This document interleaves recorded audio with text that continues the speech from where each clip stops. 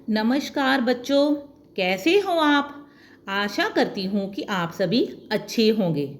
तो चलो आज हम शुरू करते हैं कक्षा 4 की पाठ्य पुस्तक वाटिका में से पाठ 1 कौन। यह एक कविता है और इसके कवि बाल स्वरूप राही जी हैं। इसमें उन्होंने हमें बताया है कि अपने आराम के लिए हम तो प्रयास करते ही हैं, प्रकृति भी करती है। यदि वह हमें ये साधन ना देती तो हमारा जो जीवन था वह दुर्भर हो गया होता।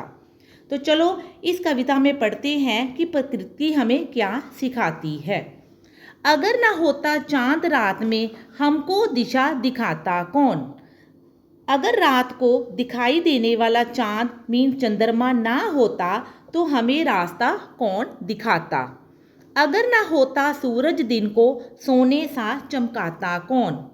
अगर सूरज ना होता, क्योंकि सूरज की रोशनी से ही दिन निकलता है, तो दिन को सोने के समान कौन चमकाता। अगर ना होती निर्मल नदियाँ जग की प्यास बुझाता कौन। इसी तरह अगर साफ पानी की निर्मल नदियाँ ना होती तो इस संसार की प्यास को कौन बुझाता। अगर ना होते पर्वत मीठे झरने भला बहाता कौन।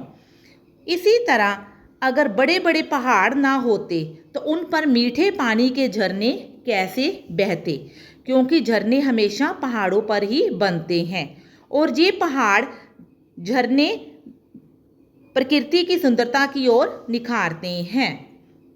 अगर ना होते पेड़ भला फिर हरियाली फैलाता कौन।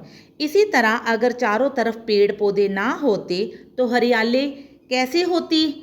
अगर ना होते फूल बताओ खिल खिल कर मुस्काता कौन। अगर फूल ही ना होते तो हमें उनके जैसा हमेशा मुस्कुराना कौन सिखाता। अगर ना होते बादल नभ में इंद्रधनुष रच पाता कौन।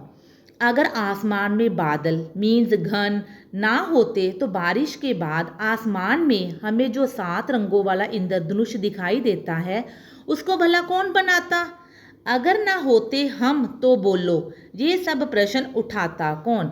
इसी तरह अगर इस संसार में हम ही ना होते तो यह सब प्रश्न उठाने वाला कौन होता, क्योंकि हम मनुष्य भी तो प्रकृति की रचना है और हमें भी अपनी प्रकृति की देखभाल करनी चाहिए।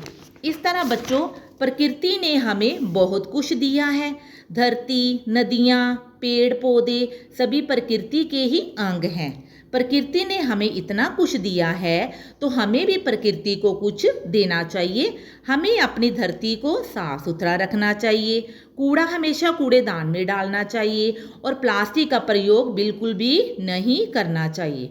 और जब हम खरीदारी के लिए बाज़ार में जाते हैं तो हमें जूट के थैले का प्रयोग करना चाहिए, प्लास्टिक के थैले का प्रयोग नहीं करना चाहिए। नदी के पानी में गंदगी नहीं डालनी चाहिए और पेड़ों को बिल्कुल भी नहीं काटना चाहिए। तो इस तरह ये कविता हम अपनी यहीं समाप्त करते हैं।